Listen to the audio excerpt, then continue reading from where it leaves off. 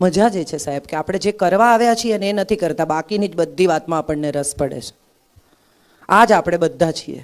આ ધરતી પર જે કરવા મોકલ્યા છે ને એ છોડીને બધું જ આપણે કરવું છે.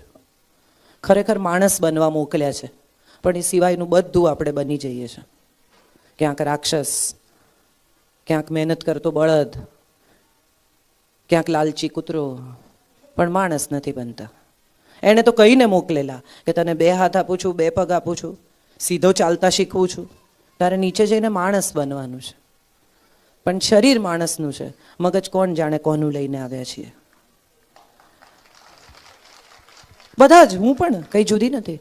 મને પણ ક્યારેક એમ થાય કે સંતોષ નથી, હજી જોઈએ છે. પછી તરત હું મારી જાતને પૂછું કે ખરેખર જોઈએ છે, ખરેખર વપરાશે? આ બધું કોણ અવેરશે? હું ઘણીવાર મારા કબાટો ખોલું ને તો મને બહુ વિચાર આવે કે હું મરી જઈશ અચાનક ફટાક કરતી તો મારો દીકરો આ બધી ચોપડીઓ કિલોના ભાવે વેચી કાઢશે. જે પુસ્તકની મારા માટે લાખો રૂપિયાની કિંમત છે એ પસ્તીમાં જશે. અને આપણે બધા ભેગું એવી રીતે કરતા હોઈએ છીએ કે ઉપર લઈ જઈશું. મારે તમને એક સરસ વાર્તા કહેવી છે ઉપર લઈ જવાની વાત સાથે. એક શેઠ હતા, કોઈ દિવસ કથામાં ન જાય, ન વાર્તામાં જાય, ન કોઈ બીજા સત્સંગમાં જાય. એમના પત્ની બહુ વિનંતી કરે, તું ચાલ ને, તું ચાલ ને, તું ચાલ ને, પણ એ કંઈ આવે બાવે નહીં. પછી પત્નીએ કહ્યું કે આપણા ગામમાં કથા છે, એક 10 મિનિટ 15 મિનિટ પણ ચાલો. માંડ માંડ પત્નીને ખુશ કરવા ગયા અને કથામાં એમણે સાંભળ્યું કે આ બધું જે તમે ભેગું કરો છો ને એમાંનું કાંઈ ઉપર નહીં આવે, બધું અહીંનું અહીં મૂકીને જવાનું છે.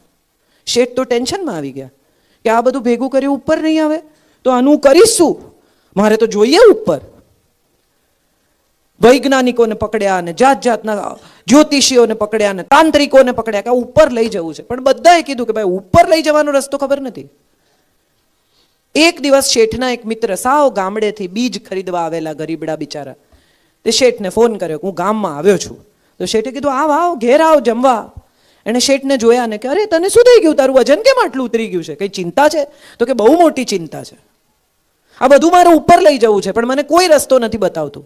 બધા કે છે ન લઈ જવાય. કે કોણે કીધું ન લઈ જવાય? લઈ જવાય. શું વાત કરે છે? તો કે હા 100% લઈ જવાય. શેઠ તો આશ્ચર્યચકિત કે અરે આટલા મોટા મોટા જ્ઞાની લોકો ના પાડે છે તું કે છે કે લઈ જવાય? તો ક્યાં, હું તને રસ્તો બતાવું. કે બતાવ રસ્તો બતાવ. તો કે જો તું પૈસા પહેરી શકે છે? તો કે ના. તો કે એનું શું કરે?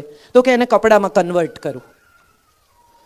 તું અહીંથી ચાઇના જાય તો આ રૂપિયા ચાલે? તો કે ન ચાલે. શું કરે? તો કે ચાઇનીઝ કરન્સીમાં કન્વર્ટ કરવા પડે.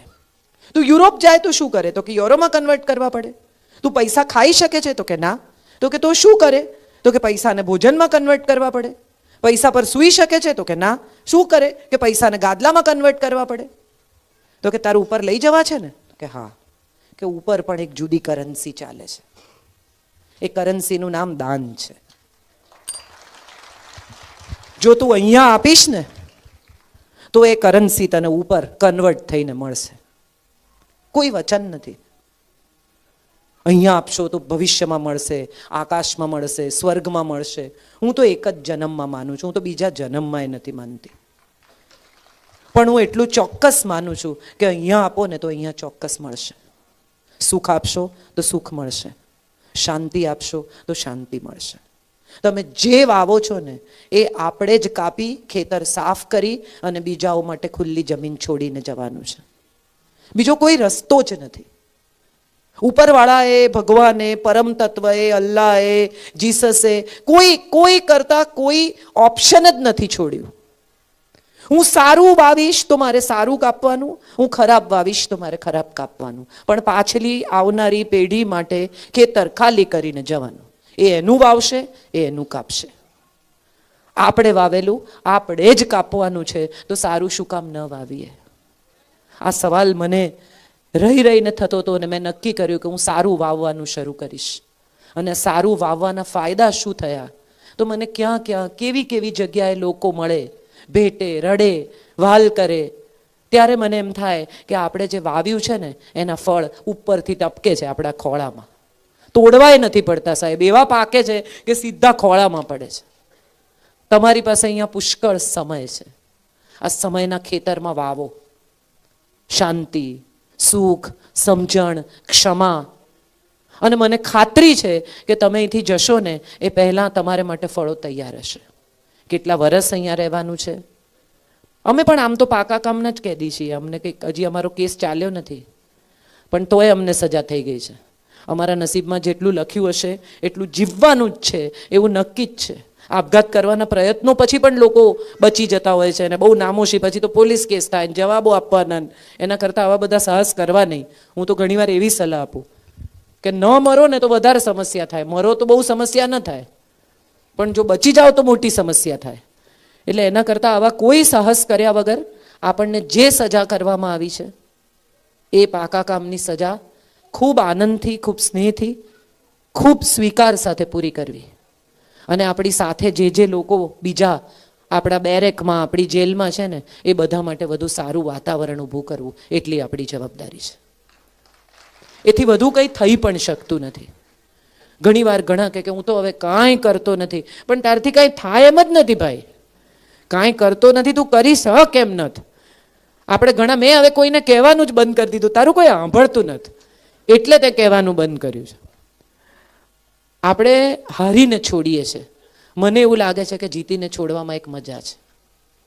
બધા સાંભળતા હોય ને ત્યારે જ કહેવાનું બંધ કરી દેવું.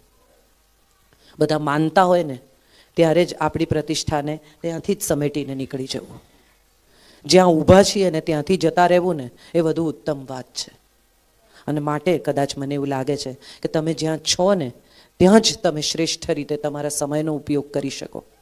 આમાં કેટલા બધા લોકો સારું લખતા હશે, કેટલા બધા લોકો સારું ગાતા હશે, કેટલા બધા લોકો પાસે ઇન્સ્ટ્રુમેન્ટ વગાડવાની આવડત હશે. હું તો ઘણીવાર એવું પણ કહું છું, ચૌર્ય કર્મ એ પણ કળા છે. 64 કળાઓમાં ચોરીને કળા ગણાવી છે. તમને કદાચ નહીં ખબર હોય, પણ 64 કળાઓમાં ચોરી એ કળા છે. પણ આપણે શેની ચોરી કરીએ છીએ બહુ અગત્યનું છે. વસ્તુ તો આજે ઉપાડીને કાલે ખતમ થવાની છે. મનની ચોરી, વિચારની ચોરી. અમે બધા એ સાહિત્યકારો વિચારની બહુ ચોરી કરે. ફલાણાનો લઈને અહીંયા વાપરી નાખ્યો ને, આનો લઈને અહીંયા વાપરી નાખ્યો ને. પણ મને એવું સમજાય છે કે દિલની ચોરી કરો, દિલ જીતો. કેટલા ભેગા કરો છો જોઈએ તો ખરા? કેટલા ભેગા થઈ શકે છે? અને એક સમજો કે તમારા એક દિલમાં એટલા દિલ સમાશે. તમે ટીવી ઉપાડી લાવો, કેટલા સમાય એક ઘરમાં? તમે સોનું ઉપાડી લાવો, એક કબાટમાં કેટલું સમાય? પણ આ એક જ દિલમાં એટલા દિલ સમાશે ને જેટલા નાખશો ને એટલા એક્સપાન્ડ થતા જશે. એટલા લોકો સમાઈ શકે છે. એ આપણને તાકાત આપી છે. તમે વિચાર કરો, હજારો, લાખો, કરોડો દિલ આમના દિલમાં સમાય છે. કેટલા ધતુરામાંથી તુલસી કન્વર્ટ થાય છે ખબર જ નથી કોઈને. ખાલી સ્પર્શ કરે અને ધતુરામાંથી તુલસી થઈ જાય સાહેબ. એને પોતાને ખબર ન પડે કે ક્યારે ધતુરામાંથી તુલસી થઈ ગયા. એ જાતે આજે ચાલીને તમારા સુધી આવ્યા છે. અમારા ઘરે નથી આવતા કેટલું કહેવા છતાં.